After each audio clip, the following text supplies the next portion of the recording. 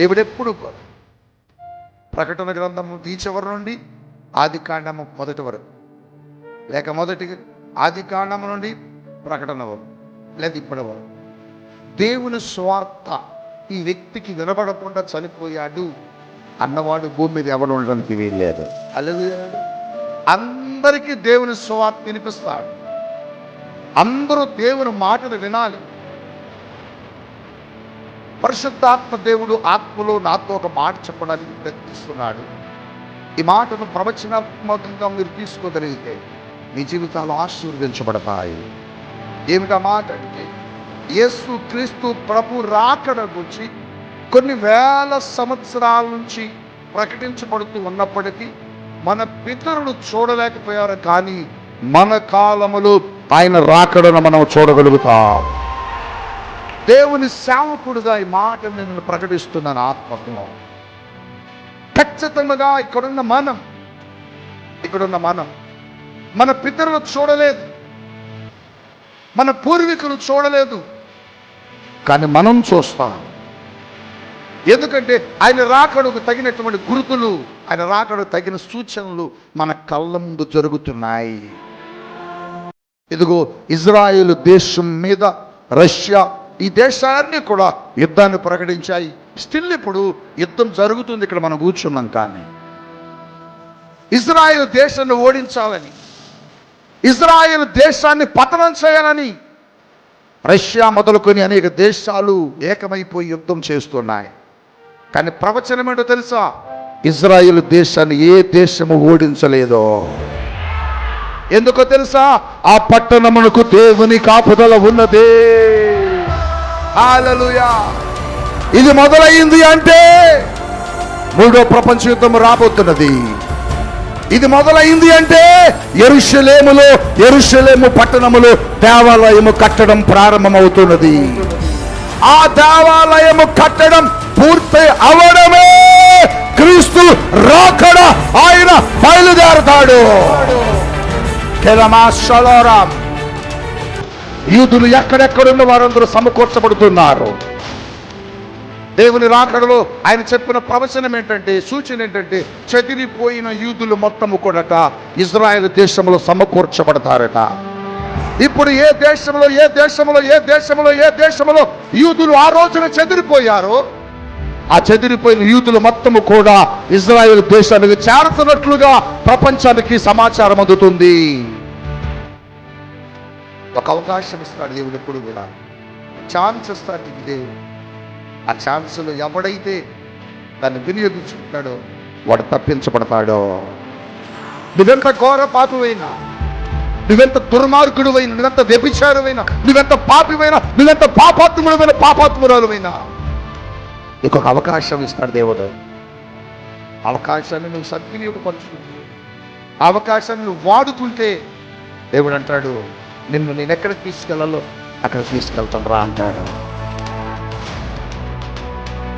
ఆ పట్టణం అంతా కూలిపోతుంది, గోడలు కూలిపోతున్నాయి, కాలిపోతున్నాయి. దేవుని అగ్ని ఆ పట్టణం మీదుగా వెళ్ళిపోతా ఉన్నది. హల్లెలూయా, హల్లెలూయా. అక్కడ రాహాబిల్లు ఉంది, అగ్ని వెళుతుంది. అక్కడ రాగానే ఎర్రన దారం కనపడింది, అగ్ని పక్క నుంచి వెళ్ళిపోయింది. గట్టిగా చప్పట్లు కొట్టాలి. హల్లెలూయా, హల్లెలూయా. ఎర్రని దారము కట్టబడిన గృహము తప్పించబడ్డది.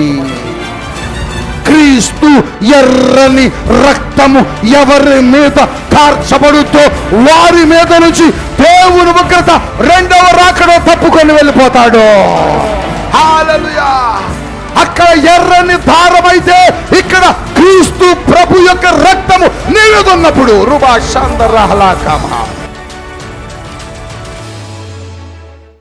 హెబ్రీలకు రాసిన పత్రిక 11వ అధ్యాయము 31వ వచనములో ఒక మాట రాయబడ్డది. విశ్వాసమును బట్టి రాహాబను వేశ్య రాహాబు అను వేశ్య వేగుల వారిని సమాధానముగా చేర్చుకునినందున అవిధేయులతో పాటు నశింపకపోయెను. గట్టిగా దేవుని స్తుతించండి. రాహాబు అనబడి వేశ్యను గూర్చి కొన్ని వందల వేల సంవత్సరాలు జరిగిన చరిత్రకు సంబంధించిన వ్యక్తిని గూర్చి ఎప్పుడో మర్చిపోవలసినటువంటి ఒక వ్యక్తి, కానీ ఆ వ్యక్తిని గూర్చి జ్ఞాపకం తెచ్చుకుని పౌలు హెబ్రీ సంఘానికి ఉత్తరములో ఒక అద్భుతమైన మాటను వ్రాస్తున్నాడు. పరిశుద్ధాత్మ దేవుడు ఒక వ్యక్తిని గూర్చి ఎప్పుడూ కూడా ఊరికినే ప్రస్తావించాడు. ఒక వ్యక్తిని గురించి ఎప్పుడు ఊరికనే మాట్లాడటానికి ఇష్టపడాడు. ఆయన మాట్లాడాడు అంటే దానికి ఒక కారణం ఉంటుంది. ఆ బలమైన కారణాన్ని బట్టే పరిశుద్ధాత్మ దేవుడు దైవజనుడి ద్వారా మాట్లాడతాడు. కానీ మీరేమనుకుంటారంటే ఈయన నా కోసమే చెప్తున్నాడు అనుకుంటారు. ఈ పాస్టర్ గారికి నా మీద గురి పెట్టుకొని చెబుతున్నాడు అనుకుంటా. నీ మీద గురి పెట్టాల్సిన పని నాకు లేదు. నేను దేవుని మీద గురి పెడతా, దేవుడు మీ మీద గురి పెడతాడు. హల్లెలూయా, హల్లెలూయా. నేను గురి పెడితే ఉపయోగం లేదు.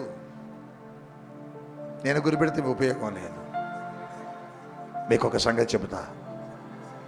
నేను కోపగించుకొని గద్దిస్తే మీ హృదయాలు పగిలిపోతాయి. కానీ దేవుడు కోపగించుకొని గద్దిస్తే పగిలిన హృదయాలు అతకబడతాయి. ఆయన అంటున్న మాట ఏంటంటే, హెబ్రీ సంఘముతో చెబుతున్నాడు. హెబ్రీ సంఘమునకు బోధిస్తున్నాడు రాహాబును గురించి. ఎవరి రాహాబు? రాహాబు ఒక వేశ్య.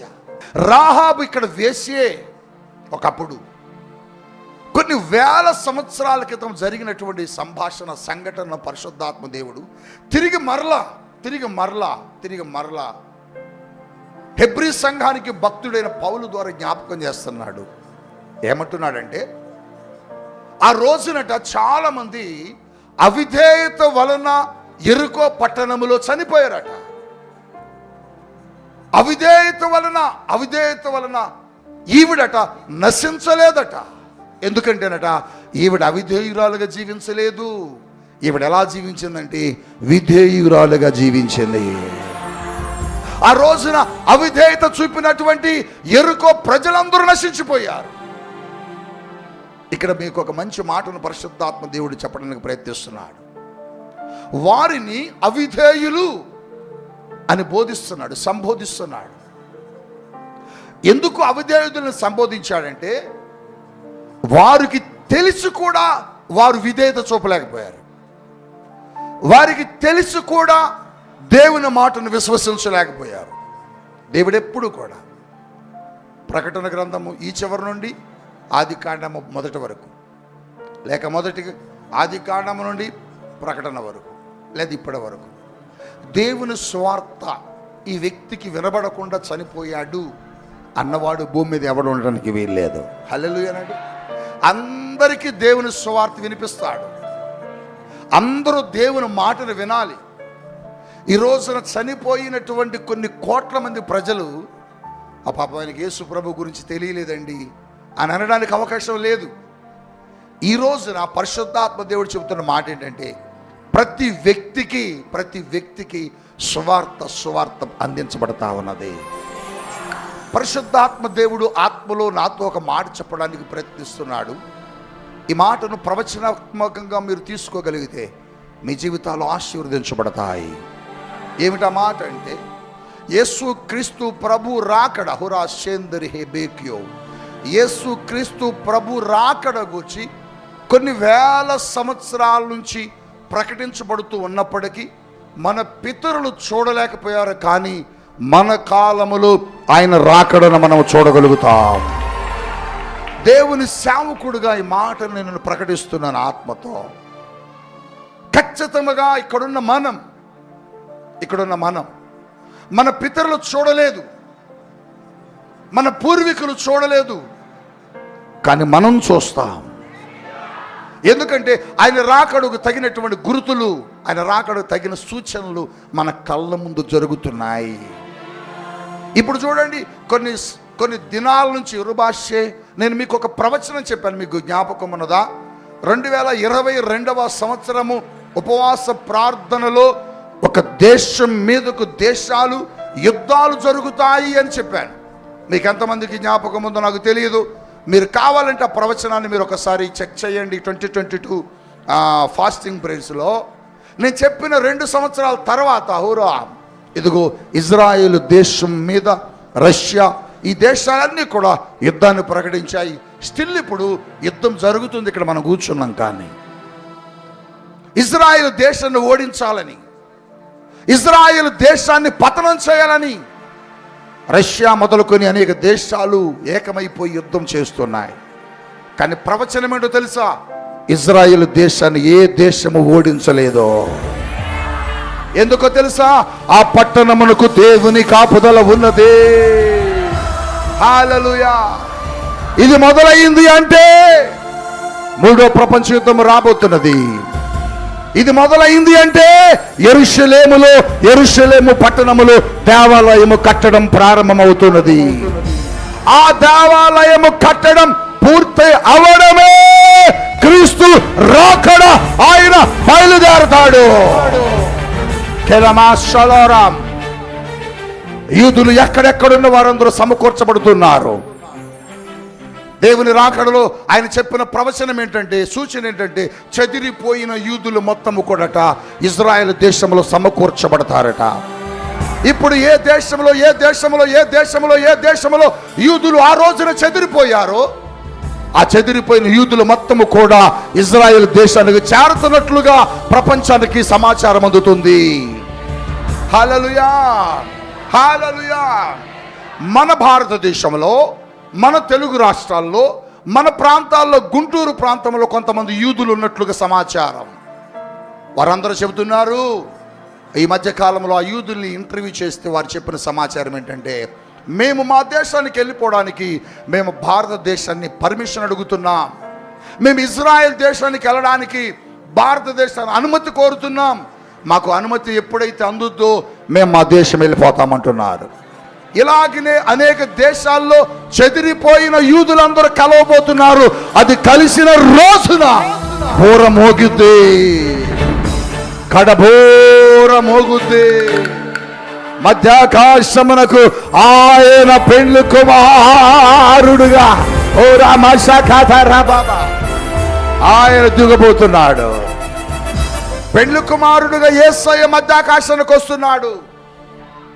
సంఘము పెండ్లి కుమార్తెగా మధ్యాకాశానికి వెళ్ళిపోవాలా. వెళ్ళేవారు అక్కడ క్షేమంగా ఉంటారు. విడవబడేవాడు శ్రమల కొలిమిలోకి వెళ్ళిపోతాడు. సంగమా, విడవబడేవాడికట 7 ఏండ్లు శ్రమలట, ఎత్తబడిన వాడికట 7 ఏండ్లు భోజనాలట. హల్లెలూయా. గట్టిగా స్తోత్రం చెప్పండి. 7 ఏండ్ల విందు జరగబోతుంది. ఆ విందులో యజమానుడని యేసు నిలబోతున్నాడు. విడవబడేవానికి ఏంటి చెప్పండి? శ్రమ.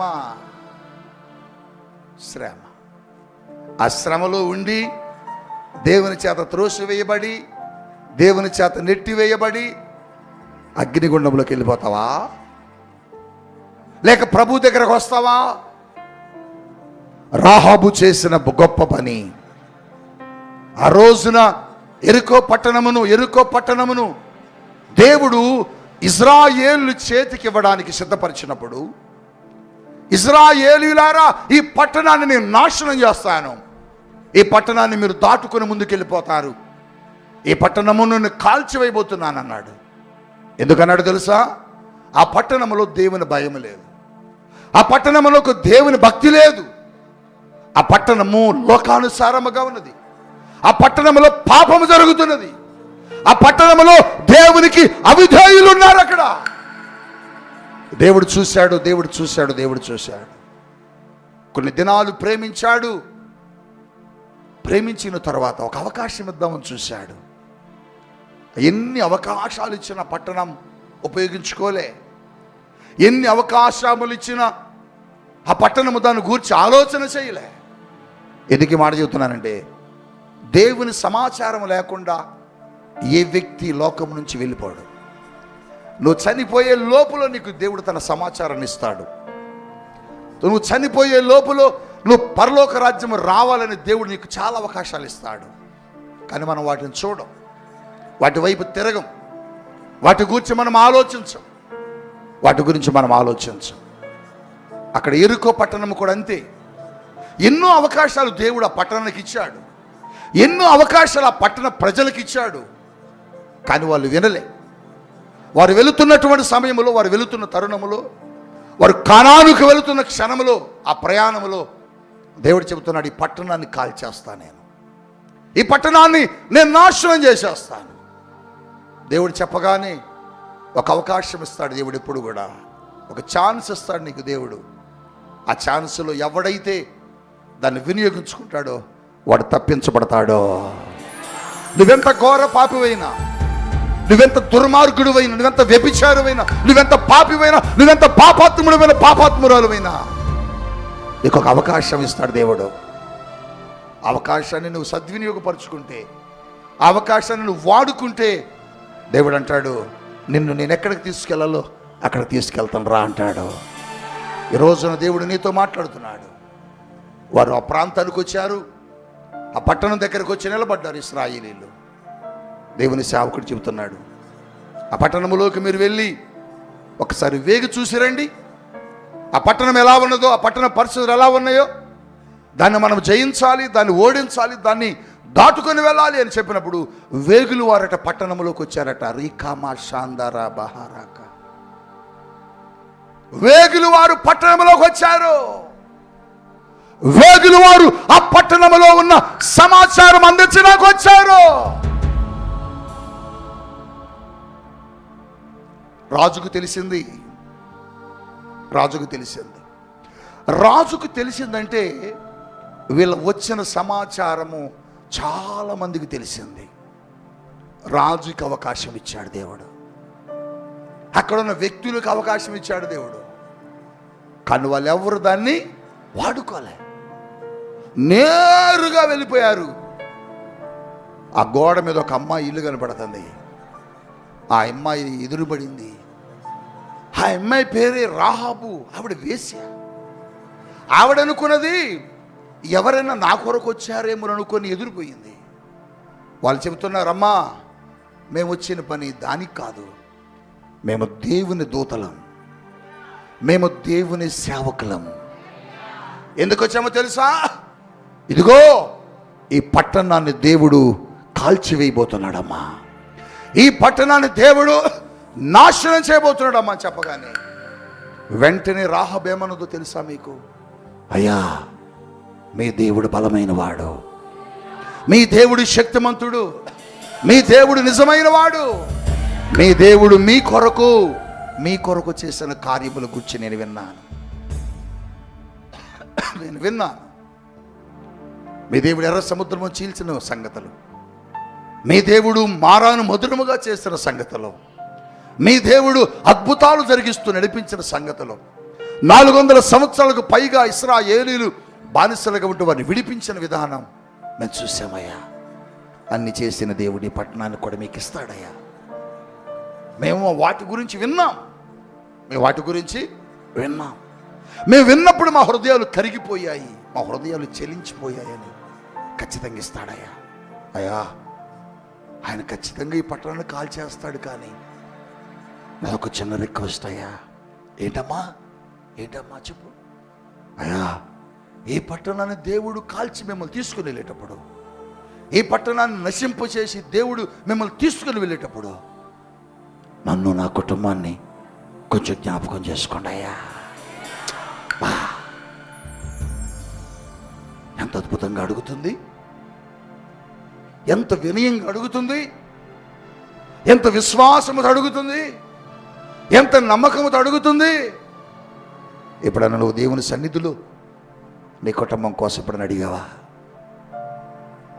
నీ కుటుంబము కోసమని, భర్త కోసమని, భార్య కోసం, నీ బిడ్డల కోసం, లేకపోతే నీ ఇరుగు పొరుగు వారుల కోసం ఎప్పుడన్నా నువ్వు దేవుని సన్నిధిలో అడిగావా? లేదు. ఆమె అడిగిందండి. ఆమె అడిగింది. అడిగితే వాళ్ళు అన్నారు, సరేమ్మా దేవుని సన్నిధిలో మేము చెప్తాం, ప్రార్థన చేస్తాం, దేవుడు తప్పిస్తాలే. అయ్యా అట్టంటే ఎట్టయ్యా, నాకు ఏదైనా గుర్తు ఇయ్యండి. ఓ పని చేయి, ఇదిగో ఈ ఎర్రని దారం మీ ఇంటి కిటికీ కట్టుకో. ఈ ఎర్రని దారం మీ ఇంటి కిటికీ కట్టు. ఈ కిటికీ కట్టబడిన దారం తీయొద్దు. ఈ దారము దేవుని ఉగ్రత వచ్చినప్పుడు, ఈ కిటికీ కొన్నప్పుడు దేవుడు దీన్ని దాటుకొని వెళ్ళిపోతాడు.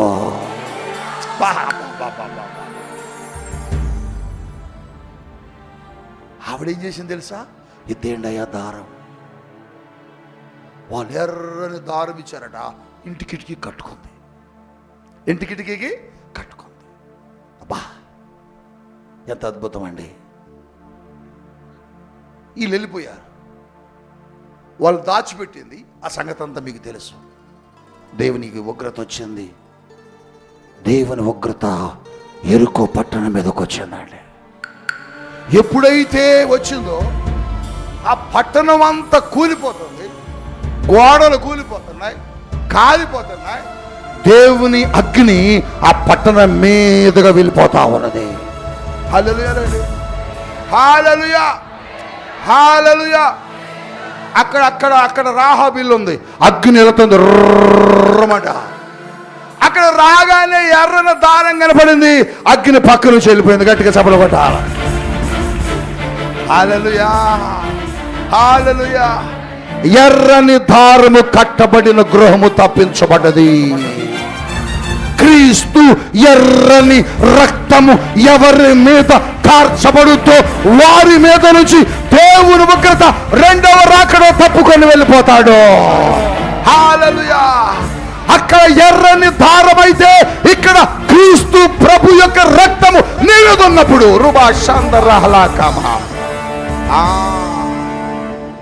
క్రీస్తు రక్తమునకు సాదృశ్యముగా ఆ ఎర్రని దారం అక్కడ ఉంది. ఆ దారమున ఇల్లు తప్పించబడింది. ఆ ఎర్రని దారము నీ మీద కూడా 2000 సంవత్సరాల క్రితం రక్తముగా కార్చబడ్డది. ఆ రక్తము నీ మీదకి వచ్చింది. ఆయన రక్తము నీ ఇంటిలోకి వస్తే, ఆ రక్తము నీ మీద ఉంటే రేపు రెండవ రాకడలో ఆ ఉగ్రత నుంచి నువ్వు తప్పించబడతావు.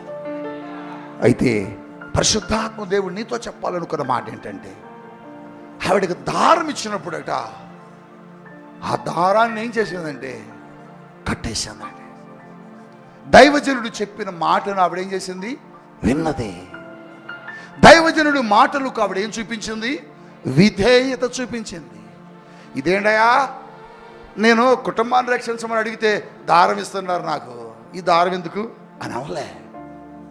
దైవజనులు వేగు చూచుటకు వచ్చిన వారు ఏమి చెప్పాడో వారు చెప్పిన మాటకు విధేయత చూపింది.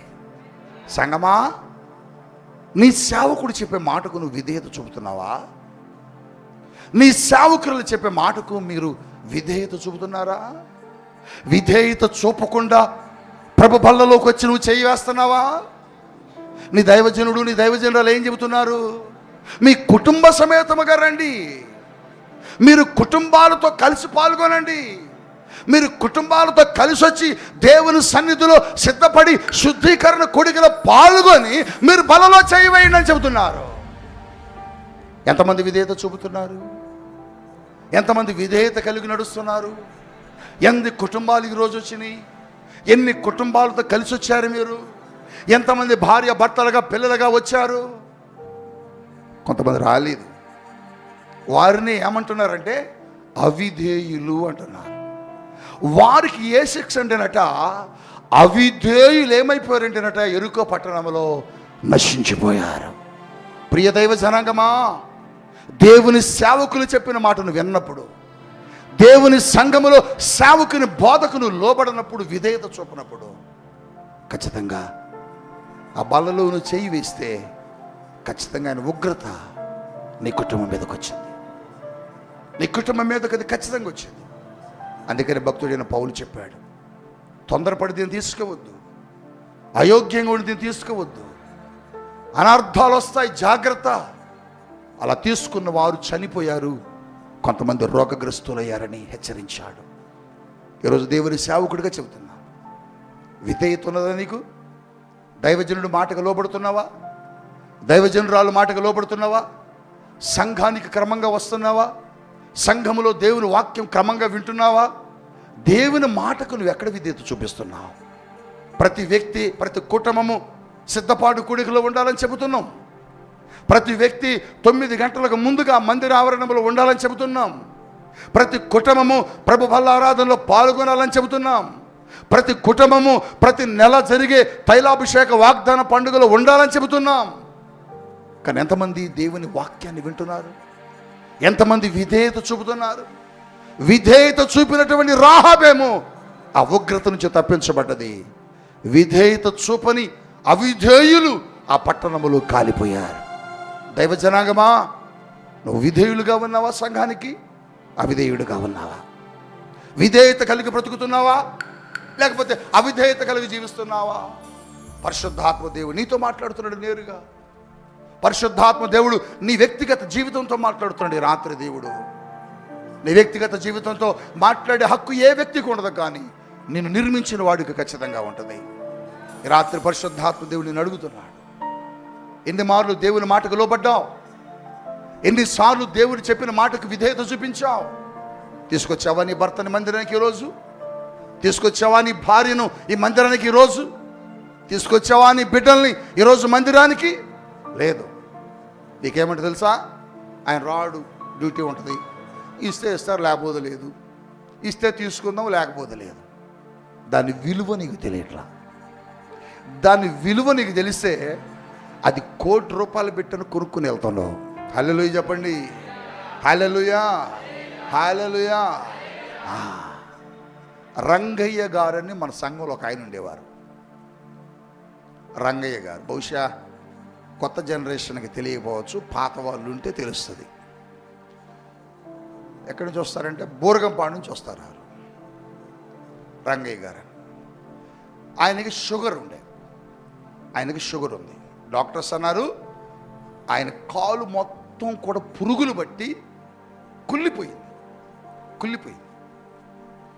వారి కోడలే అదంతా డ్రెస్సింగ్ చేసి తీసుకొచ్చేది మందిరానికి.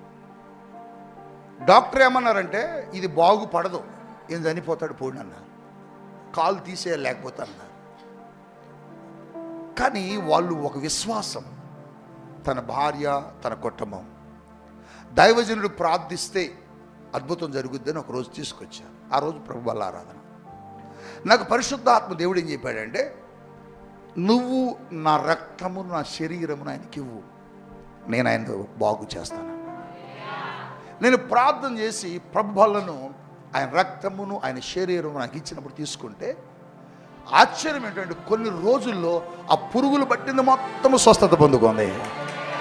హల్లెలూయా. నేను ఎందుకు చెబుతున్నా అంటే, విధేయత కలిగి దాన్ని తీసుకుంటే ఆరోగ్యం వస్తుంది, అవిధేయత కలిగి తీసుకుంటే రోగాలు వస్తాయి. మీ కుటుంబాల్లో సమస్యలు వచ్చేది అందుకనే, మీ దేహాల్లో రోగాలు కలిగేది అందుకనే, మీ దేహాల్లో మందులు వాడిన తగ్గని రోగాలు ఎందుకు వస్తున్నాయంటే అది దేవుని ఉగ్రత, శాపం. ప్రియ దైవ జనాంగమా, రాత్రి దేవుడు నీతో చెబుతున్నాడు, అవిధేయత వలన చాలామంది నశించిపోయారట. దేవుని మాట వినని వారు నశించిపోయారు. దేవుని మాటను పెడచెవిని బట్టిన వారు నశించిపోయారు. దేవుని మాటను వినకుండా లెక్క లేకుండా వెళ్ళిపోయిన వారు నశించిపోయారు. సంగమా, సేవకుడు సేవకులను చెబుతుంటే జోక్గా ఉంటుంది మీకు. పాస్టర్ గారు అంతే అంటారులే, ఆయనకేం తెలుసు, డ్యూటీ ఇవ్వకపోతే మా ఉద్యోగాలు పోతాయి అని మీరు అనుకుంటారు. ఆయనకేం తెలుసు, ప్రార్థనకు ప్రతి వారం రావాలంటే మాకు ఎట్ట కుదరదు. మాకు ఉద్యోగ బాధ్యతలు, కుటుంబ బాధ్యతలు ఉన్నాయి. మేము ఉద్యోగం మానుకుని, డ్యూటీ మానుకుని వస్తే ₹1000 పోతాయి, 2000 పోతాయి, పోగా మా ఉద్యోగం పోదు, మా కాంట్రాక్ట్ రాపేస్తాడని చెబుతారు. నీకు నిజంగా దేవుని మీద విశ్వాసం ఉంటే, నీకు నిజంగా దేవుని మీద నమ్మకం ఉంటే, నీ దేవుడు బలమైన వాడు, శక్తిమంతుడు, నీ దేవుడు రాజులను, అధికారులను నియమించిన వాడని నీకు విశ్వాసం ఉంటే, నువ్వు వస్తే ఏమవుద్దంటే నీ కాంట్రాక్టర్ను కూడా లైన్లోకి తీసుకొస్తాడు. గట్టిగా హల్లెలూయా. హల్లెలూయా. వాడే నీ దగ్గరకు రావాలా. ఏ మంగిలాల్ ఏంటి రేపు ఆదివారం కదా, చర్చ్ ఉంటుంది కదా, ఆ ఇల్లు సెలవు తీసుకపో అనాలా? హల్లెలూయా. రాజుల హృదయములను తిప్పగలిగిన దేవుడు నీ దేవుడు. రాజశాసనములను మార్చగలిగిన దేవుడు నీ దేవుడు. కానీ నువ్వే అడగవు, అన్నీ అడుగుతావు, దీన్ని అడగవు. నీ భర్త లేకుండా మందిరానికి రావడానికి నీకు సిగ్గు అనిపించటలే?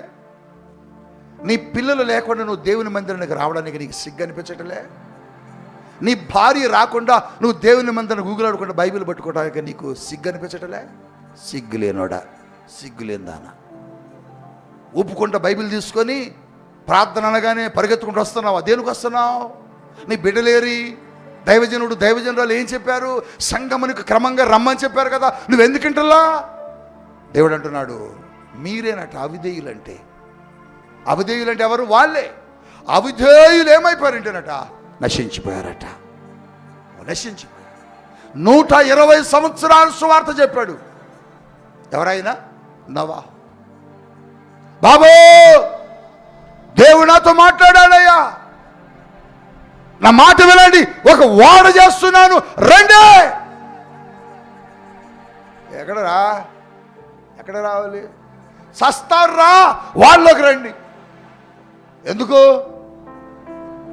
జలప్రలయం వస్తుందట. జలప్రలయం ఎట్లుంటుంది? ఎట్లుంటుందో రండి ముందు. ఎవరుగా? మా అమ్మాయి పెళ్లి పెట్టుకున్నా, మొన్న ఇల్లు కట్టే, 14వ తారీఖు మా అబ్బాయి పెళ్ళి. కుదరదు మాకు. పెళ్ళి గ్రాండ్గా చేస్తున్నారు అక్కడ, మామూలుగా కాదు, పెద్ద పెద్ద బ్యాండ్ అట. కుదరదు మాకు. రకరకాల చెబుతున్నా. ఇంకోటి దగ్గరికి వెళ్ళి, మేము మొన్న ఇల్లు కట్టాం, గృహప్రవేశం ఉంది. కుదరదు. ఇల్లు కట్టడంలోను, పెళ్లి చేసుకునేలోను, చెప్పండి, తాగడంలోను, తందనలాటంలోను, డాన్సులు వేయడంలో మునిగిపోయి ఉన్నారట ప్రపంచం. నోవాహు బాబు రండిరా, ఇప్పుడే మొదలుపెట్టా, కట్టా కొద్దిగా, మీరు వస్తే ఇంకా తొందరగా అయిపోద్ది, మీరు లోపలికి వెళ్ళొచ్చు, రండిరా. ఎవరికరని అని ముఖం తీరట్టుంది. మొహం మీలాంటి వాళ్ళే. ప్రతి ఆదివారం ఎక్కడ వస్తాం? ప్రతిరోజు ఎట్ట వస్తాం? డ్యూటీ మానేసి ఎట్ట వస్తాం? సెలవు అడిగితే సెలవు పెట్టి ఎట్ట వస్తాం? నేను అంటాను, మీరు మీ వ్యక్తిగత విషయాల కొరకు అనేక సార్లు అనేక మార్లు సెలవు పెడుతున్నారు. మీ ఇంట్లో పెళ్ళనో, మీ ఇంట్లో మరొకటి ఎక్సెట్రా, ఏదో ఒకటి XYZ పెడుతున్నారు. కానీ నేనేమంటానంటే, దేవుని కొరకు ఎప్పుడైనా పెట్టావా? నెహెమీయా అడుగుతున్నాడు, నా ప్రభు యొక్క పట్టణ ప్రాకారములు కట్టుట కొరకు నాకు సెలవు కావాలి. ఎప్పుడు అడిగావా? నువ్వు ఎప్పుడైనా దేవుని పని దాన్ని సెలవు పెట్టావా? లేదు. నువ్వెప్పుడు పని చేస్తావు తెలుసా? నీకు హాఫ్ అంటే ఖాళీగా ఉన్న సమయంలో వచ్చి పని చేస్తున్నావు. అందుకే నువ్వు సరిగ్గా దీవించబడాల. సరిగ్గా దీవించబడాలని ఎంతమందికి ఆశ ఉంది? చెయ్యొద్దండి. సరిగ్గా అంటే అర్థమంటే తెలుసా? సంపూర్ణముగా, అంటే అన్ని విషయాల్లో. ఎంతమందికి ఆశ ఉంది? చేయొద్దండి. అబ్రహాం అట అన్ని విషయములలో ఆశీర్వదించాడట దేవుడు. ఎన్ని విషయాల్లో? చెప్పండి, ఎన్ని విషయాల్లో? ఇప్పుడు మీకు ఎంతమందికి అన్ని విషయాలు ఆశీర్వదించబడాలని ఉంది? అయితే మీరేం చేయాలి తెలుసా? ప్రభు కోసం మీరు త్యాగం చేసి సెలవు పెట్టాలి. ప్రభు కోసం త్యాగం చేయాలి. ప్రభు కోసం సెలవు తీసుకోవాలి. ఏమండి, రేపు మా చర్చిలో పని ఉంది, నేను డ్యూటీకి రాను, మీరేమనుకోకండి. మీ కాంట్రాక్టరో, మీ యజమానో, మీ ఆఫీసరో కుదరదురా, సెలవు ఇవ్వడానికి అవకాశం లేదంటే, నాకు తెలియదండి, నాకు సెలవు కాదు. అవసరం కదా, రేపు 2 డ్యూటీలు నేను చేస్తా, రేపు నైట్ డ్యూటీ చేయండి, నైట్ అంతా చేస్తా, నాకు అవసరం మా చర్చిలో పని అని ఎంతమంది పెట్టారు మీలో? ఎప్పుడు మీరు పెట్టరు. మీరు ఎప్పుడు తెలుసా? ఖాళీగా ఉంటే పని చేస్తాం. ఖాళీగా ఉంటే పని చేయడం గొప్ప కాదు, ఖాళీ లేకపోయినా వచ్చి పని చేయడం గొప్ప. హల్లెలూయానండి, హల్లెలూయా. డబ్బులు ఉన్నప్పుడు ఇవ్వడం గొప్ప కాదు దేవుని కోసం, లేనప్పుడు కూడా ఇవ్వగలిగే ఆలోచన నువ్వు దేవుని కొరకు ఎప్పుడు చేస్తావో అప్పుడు నీ కొరకు మార్గాలు దేవుడు తెరుస్తాడు. హల్లెలూయా. వారి కానుకలలో ఎవరి కానుక గొప్పదన్నప్పుడు ఆ విధవరాలు కానుక ఎందుకు గొప్పదన్నాడంటే, ఆవిడ జీవనమంతయు కూడా యేసయ్యకి చేసిందట. ఈరోజు దేవుడు నీతో చెబుతున్నాడు, దైవ జనాంగమా, ఎన్ని మార్లు నోవాహు వెళ్ళి వారికి చెప్పాడు, రండ్రా రండ్రా రండ్రా, నేను వాడగడుతున్నాను. అబ్రహం గారు వింటున్నారా? రండయ్యా అంటే ఒకరోజు వస్తే ఒకరోజు రావు. అబ్బా హల్లెలూయా. ఏది ఏమైనా మందిరానికి రావాలి మనం. చెప్పండి, ఏది ఏమైనా. ఇక్కడ బాబు ఉన్నాడు, టోపీ పెట్టుకున్నాడు, వాడు బాగోదు, ఈ మధ్య బాగా సిక్ అవుతున్నాడు. అయినా కూడా ఏం చేస్తామంటే రావాలి అన్నప్పుడు వాడు నలుపుకుని కళ్ళు నలుపుకుని వస్తాడు, వచ్చి కాసేపు ఆ పాటలకు పెడతాడు. అది నైట్ 1 గంట 12 లైవ్ జరుగుతూ ఉంటుంది. బలం ఉండదు, బలహీనత. మాస్క్ పెట్టుకుంటాడు, టోపీ పెట్టుకుంటాడు, వణికిపోతూ ఉంటాడు. నేను గమనిస్తూ ఉంటాడు, ఇప్పుడు కొడతాడా వెళ్ళిపోతాడా, కొడతాడా వెళ్ళిపోతాడా. అతడు ఏం చేస్తాడు తెలుసా? దేవుని పని జరిగిస్తాడు. నేను చెబుతున్న దైవజనుడిగా ఈ బాబుకి దేవుడు గొప్ప ఆశీర్వాదాన్ని ఇచ్చునుగాక. నేనేమంటానంటే ఆరోగ్యం బాగున్నప్పుడు పని చేయటం కాదు, ఆరోగ్యం బాగులేనప్పుడు కూడా పని చేయటంలో నా ఆశీర్వాదం. హల్లెలూయా చెప్పండి. అదే చెప్తున్నాడు, రండి రండి రండి అని పిలిస్తే రాలే. సమయం 120 సంవత్సరాలు చెప్పాడు. ఎన్ని సంవత్సరాలు చెప్పడం? ఎన్ని సంవత్సరాలు? వాడు చెప్పినా కూడా వినలేదట. విధేయత చూపలే, దేవుని సేవకుని మాట వినలే. అనకరా ప్లీజ్, మా వాళ్ళు ఉన్నారు, మా రండ్రా. ఆగు బాబా, నువ్వు ఇట్లా చెప్తా. మావయ్య రండి. ఆగరా నువ్వు. లేదు,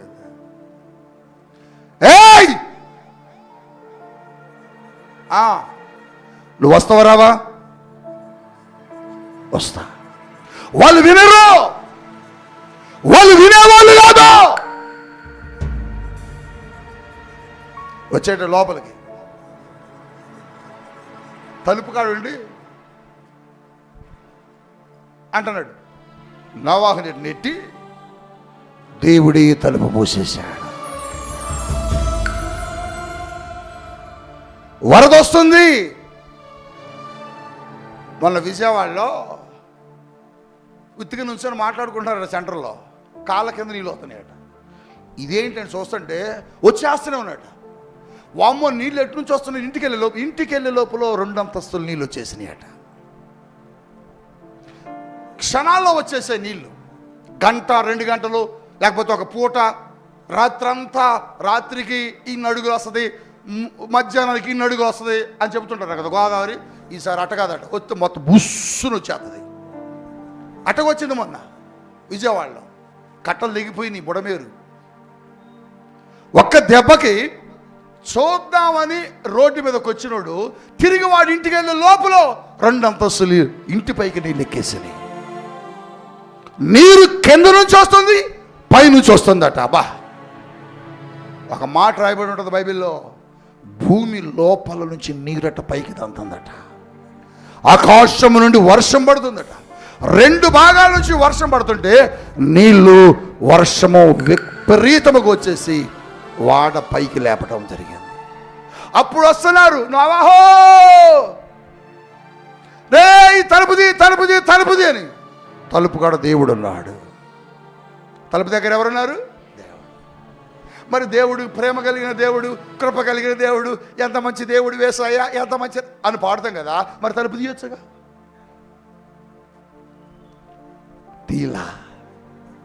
తలుపు ఎప్పుడు తీసేవాడంటే ఆయన పిలిచినప్పుడు వస్తే తీసేవాడు.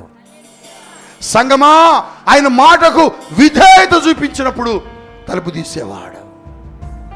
తలుపు తీయలా.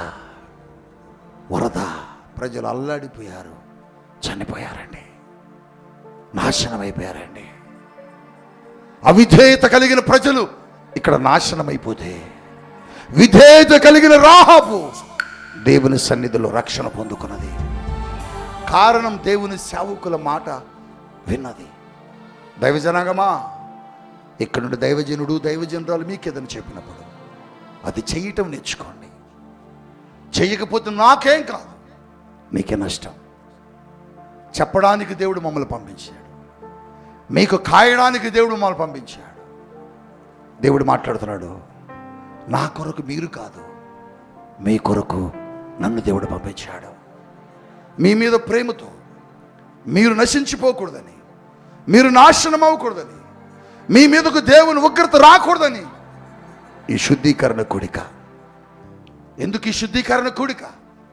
ఎందుకు ప్రభు బల్లక ముందు నిన్ను సిద్ధపరుస్తున్నాడు? ప్రభు అంటే నువ్వు పాపములో ఉండి దీన్ని తీసుకోకూడదు, లోకంలో ఉండి దీన్ని తీసుకోకూడదు, శాపకరమైన జీవితంలో ఉండి దీన్ని ముట్టకూడదు. అందుకొరకే నిన్ను నువ్వు సరి చేసుకునే అవకాశం ఎవడిస్తాడు? నువ్వు సరి చేసుకో, నిన్ను క్షమిస్తాను, నిన్ను మన్నిస్తాను, నిన్ను ప్రేమిస్తాను, నీకు నా రక్తాన్ని, నా యొక్క దేహాన్ని, నీకు శరీరం ఇస్తానని అంత ప్రేమగా ఎవరు చెబుతారు? అసలు నిన్ను సరి చేసుకునే అవకాశం ఎవరిస్తారు? ఇప్పుడు మన ఇంట్లో ఎవరన్నా ఒక పని మనిషో లేకపోతే ఒక వ్యక్తి, ఒక స్నేహితుడు ఉన్నారనుకో, ఏదైనా ఒక తప్పు చేశాడు అనుకో, ఒక దొంగతనం చేశాడు అనుకో, మనం ఏం చేస్తాం? వెంటనే మాట నేస్తాం, కొట్టేస్తాం, పో బయటికి, ఇంకెప్పుడు నా ఇంట్లో రామాక అంటాం. కానీ దేవుడు నిన్ను నన్ను ఎన్నిసార్లు, ఎన్ని మార్లు నువ్వు వచ్చి, ప్రభువా నాకు తెలియక చేశానయ్యా, ఒకవేళ తెలిసే చేశాను, నన్ను క్షమించాయా, నన్ను మన్నించాయా, ఈ పాపమును జయించలేకపోయాను, ఈ పాపమును ఓడించలేకపోయానయ్యా, ఒక్కసారి నన్ను జ్ఞాపకం చేసుకో అంటే ఈ శుద్ధీకరణ కొడుకులు ఏం చేస్తారంటే, ఆయన నీవు నీ పాపమును జయించే శక్తి నీకు ఇచ్చి నీవు చేసిన పాపములన్నిటినీ కడిగేస్తాడా. అందుకోసమే రమ్మంటుంది సేవకుడు. నీ పాపాన్ని కడుక్కొని వచ్చి చెబుతున్నాడు దేవుడు. యెషయా గ్రంథంలో అంటాడు, మన వివాదములను మనము తీర్చుకుందాం రండి, పిలుపునిస్తున్నాడు సంఘానికి. నీ పాపములు కడుక్కోండి రా అని చెబుతుంటే, కడుక్కోని ఇంట్లో కూర్చోడం సుఖమేంటి? ఇంట్లో కూర్చొని ఆదివారం పొద్దున్న డ్రెస్ వేసుకొని అందరితో పాటు లైన్లో నిలబడతావు బలారాధన కోసం. ఇప్పుడు దైవజనుడు ఏం చేయాలా? ఇవ్వాలా. ఇవ్వకపోతే ఇక్కడ కాకపోతే ఇంకోసం. ఇప్పుడు దైవజనులు కూడా ఏం చేస్తారు? ఏం పోతే లేనిపోని గోడ ఎందుకు వచ్చినా తీసుకొని ఇస్తాం. ఈమె వెళ్తా ఉరికి వెళ్ళిద్ది అబ్బరం గారు, మెట్లు కానించి మొదలేసిద్ది. ఏమని? ఇది కాకపోతే ఇంక చాలా ఉన్నాయి, రకరకాలుగా చెబుతుంటారు. అయ్యగారు అట్టన్నారు, అమ్మగారు ఇట్టాను, ఇక ఒక వారం రాకపోతే మరి అమ్మ ఎన్నిసార్లు అనుకుంటే లేవట అబ్బా ఎలా అవుతుంది చూడు, ఎట్లా అవుతుందమ్మా అమ్మ. ఎన్నిసార్లు అన్నది పాపం. అందుకని అప్పుడప్పుడు అంటది, అప్పుడప్పుడు. అందుకనే కానీ ఏం చేస్తా తెలుసా? వచ్చి మళ్ళీ, ప్రభువా నన్ను క్షమించయ్యా. దేవుడు ఏం చేస్తాడు? సర్లే అని క్షమాపణ ఇస్తాడు. హల్లెలూయా చెప్పండి, హల్లెలూయా. ఎంతమంది అలా తిట్టుకుంటూ అలుక్కుంటూ వెళ్ళిపోయారండి. అబ్బరంగా నాకు చెప్తాడు అప్పుడప్పుడు, అయ్యా ఏంటయ్యా మెట్ల గాడిచావా, బాధపడితే వెళ్ళిపోయిందయ్యా. నేనేం చేయి చెప్పు. ఇప్పుడు నేను క్రమం తప్పి వాక్యాన్ని ఇష్టానుసారంగా నడిపించాను అనుకో, శిక్ష నాకు వస్తుంది. ఏమంటాడంటే, ఒరే దౌర్భాగ్యుడు, నీకు ఇన్ని చెప్పాను కదరా, నీకు నేర్పించి పంపించాను కదా, అరణ్యంలో కూర్చోబట్టి అన్ని రోజులు నీకు బోధించింది అదే కదా, ఇట్లా చెయ్యని. నువ్వెట్లు ఇచ్చావు? అవి ఇచ్చే కానుక కోసం కకృతపడ్డావా, వెళ్ళిపోద్దామనని. దౌర్భాగ్యుడా.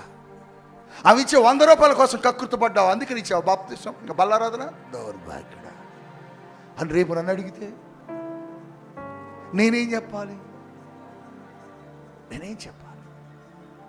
దైవజనుడి పేరు నేను చెప్పనా కానీ, ఆ దైవజనుడు ప్రభు పిలుపునందుకొని ఈ లోకం నుంచి విడిచి వెళ్ళిపోయాడు. ఆయన ప్రాణం పోయింది, ప్రాణం పోయింది. ఆయన ఆత్మ పరలోకం దగ్గరికి వెళ్ళిపోయింది. పరలోకం దగ్గర దేవుడు ఆపేశాడు. ఆయన చెప్పిన సాక్ష్యమే చెబుతున్నా నేను. వరల్డ్లో, ప్రపంచంలో అతిపెద్ద సువార్థికుడు ఆయన. నేను పేరు చెప్పను. అక్కడ ఆపేశాడు. లోపలికి వెళ్ళిపోతుంటే, స్టాప్ దేర్, నువ్వు సరిగా లేవు. ప్రభువుని చాలా మందికి సువార్త చెప్పాను, చాలా అద్భుతాలు చేశాను, నువ్వు సరిగా లేవు.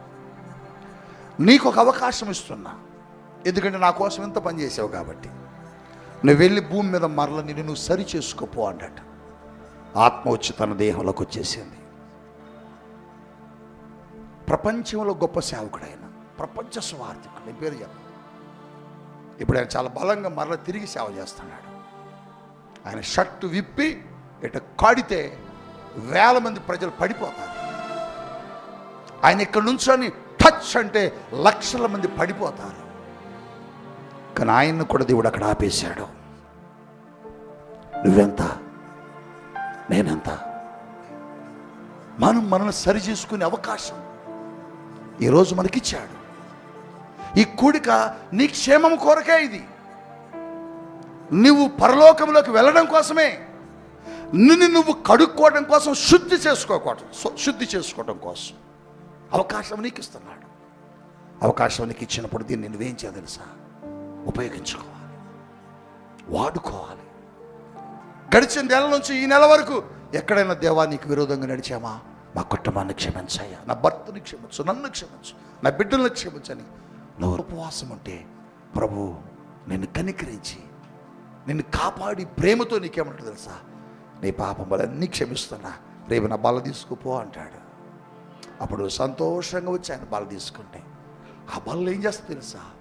అనేక మందినట అది యోగ్యులుగా ఉండి తీసుకుంటే అది తిరిగి మనం మరణించినను అదట మనం తిరిగి లేవనెత్తుదట. హల్లెలూయా. అందుకని దైవజనాంగమా, విధేయత కలిగి జీవించండి. దైవజనులు చెప్పారు అని కోపట్టం కాదు. కుటుంబాలతో రండి, మీ బిడ్డలతో రండి, సంఘముగా కూడుకోండి. రాలేను అని చెప్పొద్దు, కుదరలేదు అని చెప్పొద్దు. అది ఎవరు చెప్పే మాట అంటే అవిధేయులు చెప్పే మాట. విధేయత కలిగి రాహాబు తన కుటుంబాన్ని రక్షించుకున్నట్లు మీరు కూడా రాబోయే ఉగ్రత నుంచి, రాబోతున్న ప్రమాదాల నుంచి, జరుగుతున్న పరిస్థితుల నుంచి మీరు తప్పించబడాలంటే దేవుని మాటకు లోబడి విధేయత చూపండి.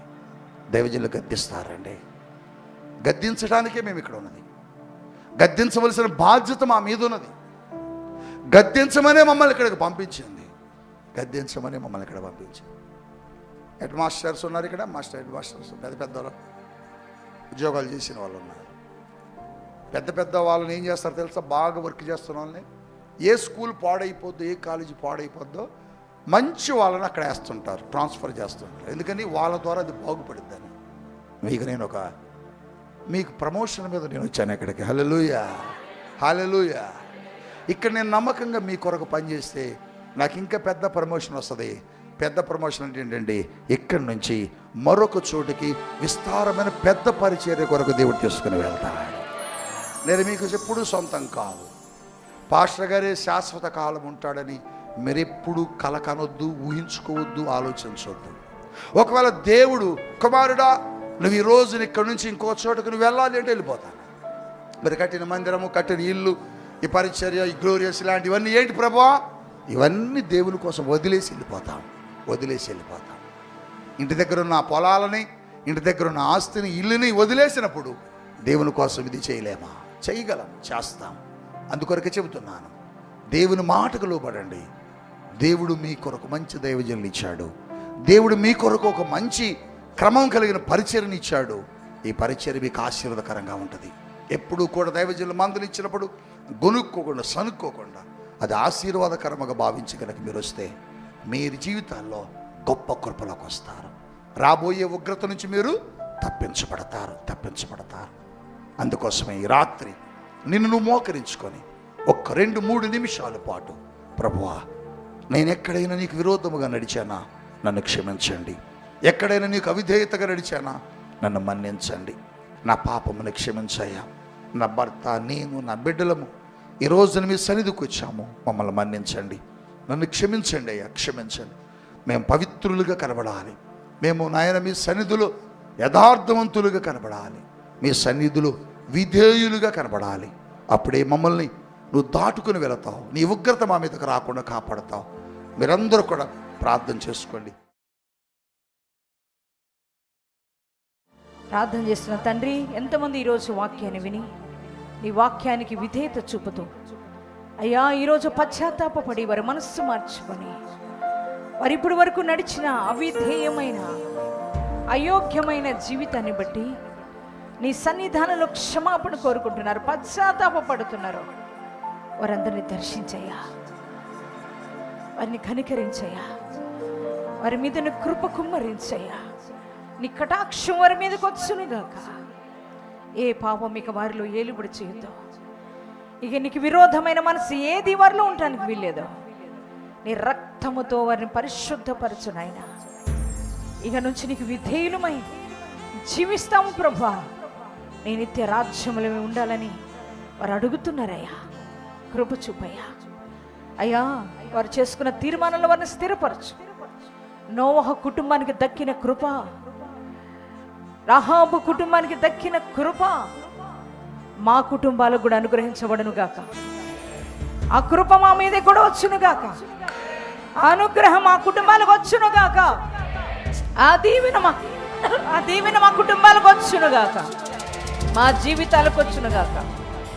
నీ నిత్య రాజ్య వారసులంగా మేము చేయబడదుము గాక. అటు కృపలో నడిపించమని తీర్మానం చేసుకున్న ప్రతి ఒక్కరిని తీర్మానంలో స్థిరపరిచి నీ రాకడ కొరకు మమ్మల్ని అందరినీ ఆయుత్తపరచమని, రేపు జరగబోయే వల్ల కార్యక్రమం కూడా అద్భుతంగా మీరు జరిగించమని నజరేయుడైన యేసు శక్తి కలిగిన నామంలో ప్రార్థన చేస్తున్నాం తండ్రి, ఆమేన్. మన తండ్రి అయిన దేవుని ప్రేమ, మన రక్షకుడైన యేసుక్రీస్తు యొక్క కృప, మన ఆదరణకర్త అయిన పరిశుద్ధాత్మ దేవుని యొక్క అన్యోన్య సహవాసం, మనం చేసుకున్న తీర్మానంలో మనల్ని స్థిరపరిచి ఆయన రాజ్యంలోనికి మనం నడిపించునుగాక. ఆమేన్.